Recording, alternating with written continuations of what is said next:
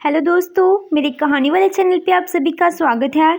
तो हमारी आज की कहानी है, आखिर देवरानी क्यों करती थी प्रेग्नेंट होने का नाटक।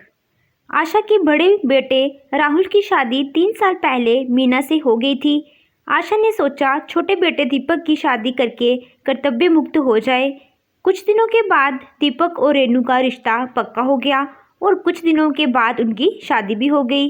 रेनू की जेठानी मीना प्रेग्नेंट थी, इसीलिए घर की सारी जिम्मेदारी रेनू पर जल्दी ही आ गई। एक दिन रेनू ने अपनी जेठानी से कहा, दीदी आपकी तबीयत खराब है। नहीं रेनू, मैं माँ बनने वाली हूँ। शादी के 3 साल बाद मुझे यह सुख मिला है, इसीलिए मम्मी जी ने मुझे बिस्तर से उठने से मना किया है। अच्छा दीदी, ये तो बहुत खुशी की बात है।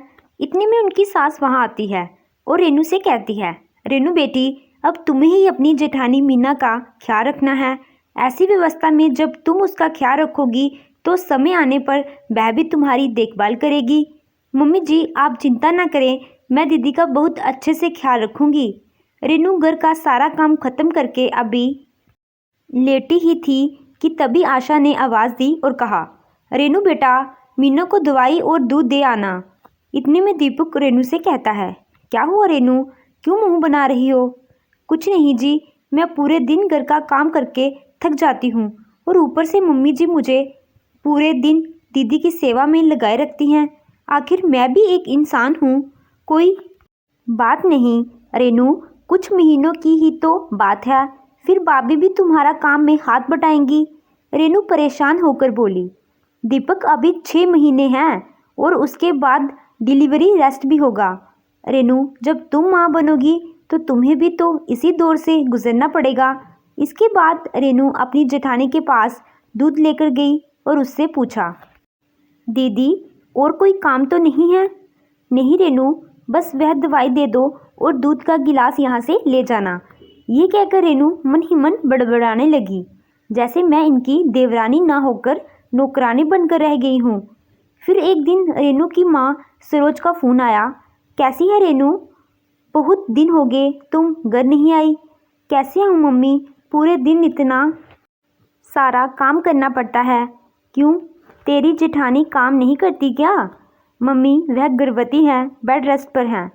फिर तो तेरा सारा दिन ही काम में गुजर जाता होगा।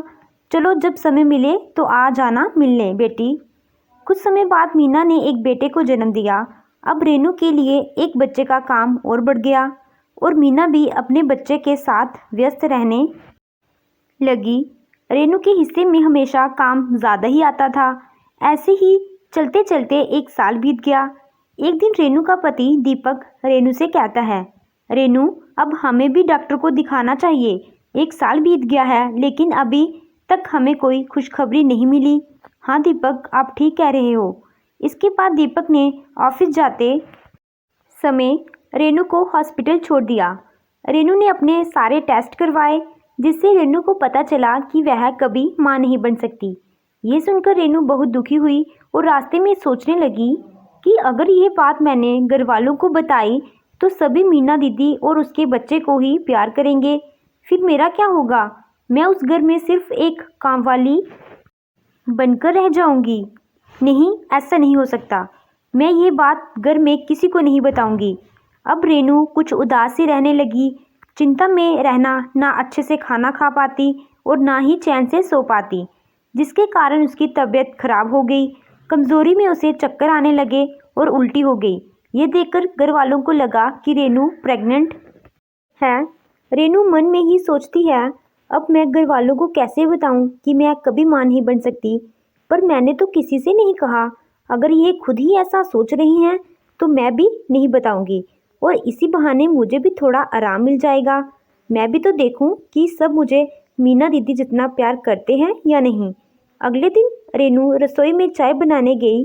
मीना ने उसे देखते ही कहा, रेनू जाओ अपने कमरे में जाकर आराम करो, आज से तुम कोई काम नहीं करोगी।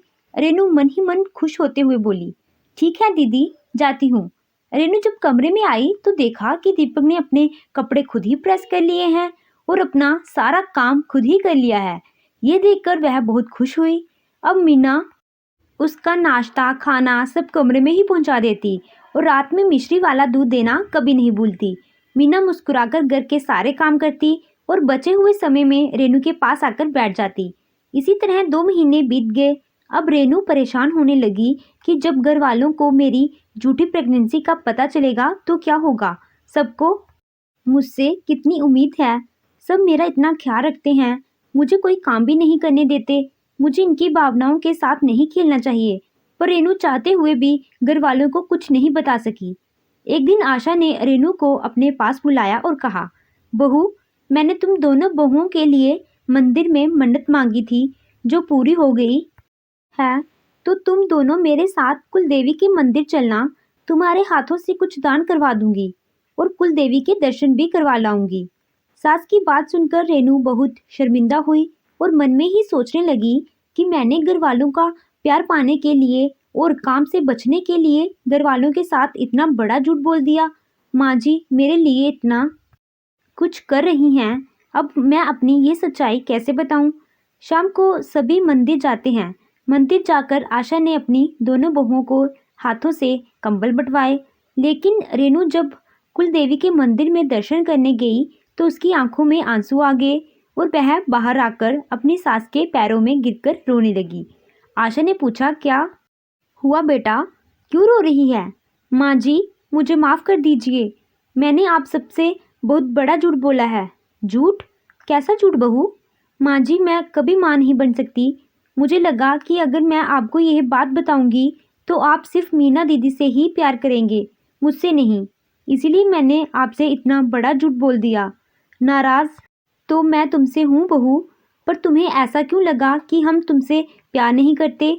माँ जी मैंने देखा है कि जब से चिंटू के पैदा होने से पहले और होने के बाद आप मीना दीदी से कितना प्यार करते हैं। ये कहकर रेनू रोने लगी। पागल लड़की, मन तो कर रहा है तुझे एक थप्पड़ लगाऊं। आजकल साइंस बहुत तरक्की कर चुका है। हम कल ही डॉक्टर के पास जाएंगे और अच्छे से तुम्हारा चेकअप करवाएंगे। और हाँ, ज़्यादा सोचने की ज़रूरत नहीं है। अगले दिन रेनू अपनी सास आशा और पति के साथ हॉस्पिटल गई। रेनू को देखकर डॉक्टर ने कहा, अरे आप, मैं तो आपका कब से इंतज़ार कर रही थी। लेकिन क्यों डॉक्टर, आप हमारे यहाँ टेस्ट करवाने आई थी ना? तो गलती से रिपोर्ट चेंज हो गई थी। ये रही तुम्हारी रिपोर्ट। रिपोर्ट के अकॉर्डिंग तुम प्रेग्नेंट हो और तुम्हें दूसरा महीना चल रहा है। ये सुनकर सास ने रेनू को गले से लगा लिया और कहा कि तुम हमारे घर का हिस्सा हो, हम तुम्हें प्यार नहीं करेंगे, ये कभी मत सोचना। तो दोस्तों आपको ये कहानी कैसी लगी? कहानी अच्छी लगी हो तो वीडियो को लाइक कीजिएगा और मेरे चैनल को सब्सक्राइब कीजिएगा। Thank you.